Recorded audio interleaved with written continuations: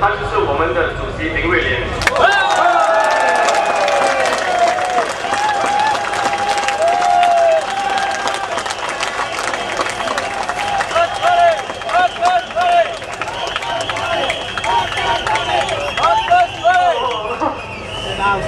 大家晚上好。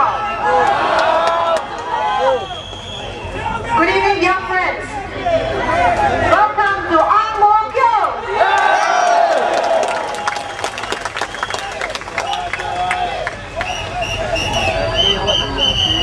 Yesterday, Mr. Sylvia Lim gave a lunchtime speech which Mr. Lau spoke about earlier, and I would like to repeat what he said because I love it. He said, what is the opposition's job? It's not to help the PAP do a better job, because if they help the PAP do a better job, you're going to vote for me again, and they're going to be out of a job for a long time. So their job is to make life miserable for me. Right now, we have Lau Tiang, Cham Si Tong, Steve Chia. We can deal with them. Suppose you have 10, 15, 20 opposition members in parliament. Instead of spending my time thinking what is the right policy for Singapore, I'm going to spend all my time thinking what's the right way to fix them, to buy my supporters' votes. How can I solve this week's problem and forget next year's challenges?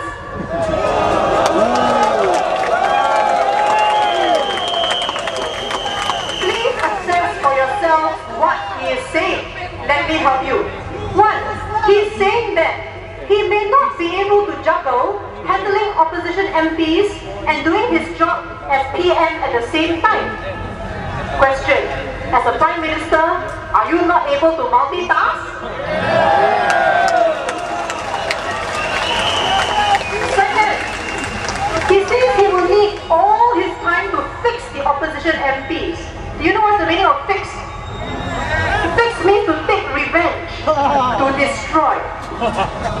But remember, these opposition MPs would be MPs elected by the people into parliament.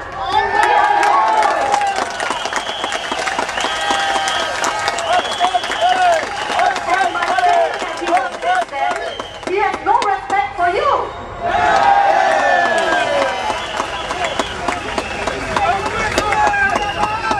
Dear friends, the Workers' Party candidates here are standing for election because we want to pressure the PAP to refine its policies for the good of Singapore. And by saying that he will fix us, is he saying that he will not be open-minded about policy debates, that he will demolish us even if our arguments are sound? Is this the correct principle? No!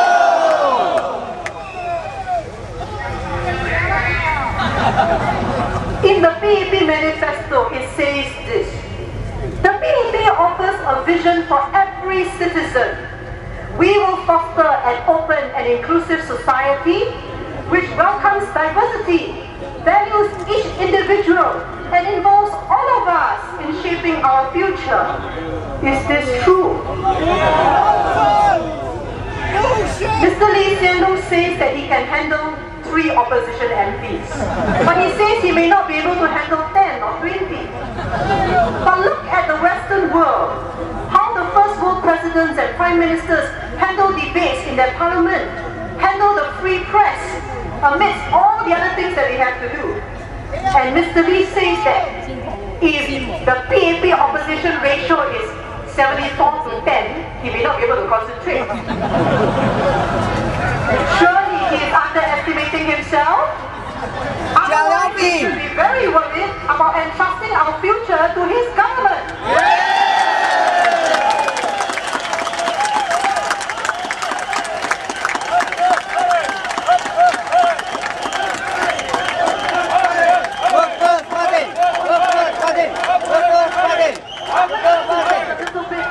Means testing for C-class hospitalization, because the saga is continuing with the former Minister Kopunwan.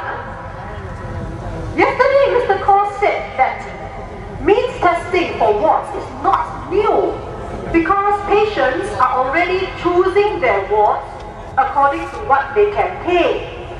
But this is not the same as what the MOH wants to do.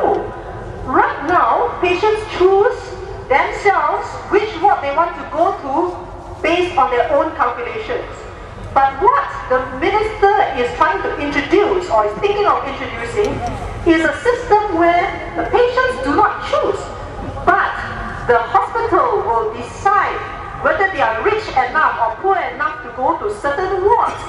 This is very different. Can the minister not see the difference?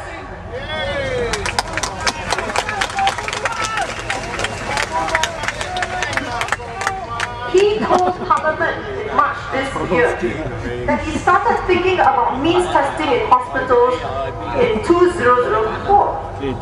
Till now, he says he does not know what criteria he will use and whether he will go ahead. Dear friends, there is a long way to go from this election to the next election in 2011. Is his answer good enough for you before polling day?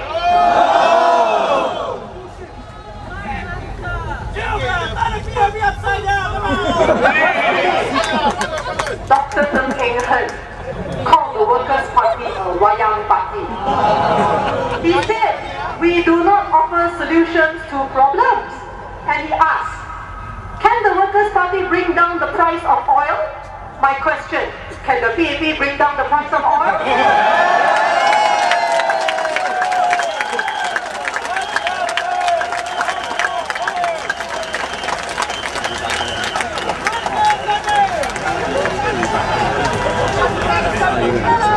Dr. Ng was assigned as the PAP Organizing Secretary brackets special duties. And one of his special duties was to read the Workers' Party manifesto. Now, if he had read it, he will realize that we have made several proposals in the manifesto which will help to ease the economic burden of Singaporeans. For example, one, we have proposed that there be no GST on necessities like rice, but you can have GST on luxury goods. Give the poor a break.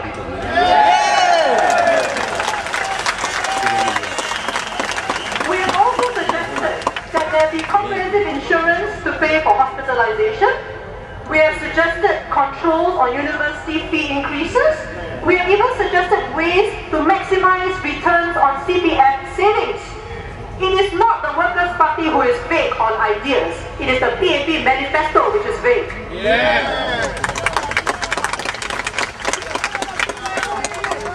So my friends, when you vote on Saturday, remember what happened after the last election in 2001.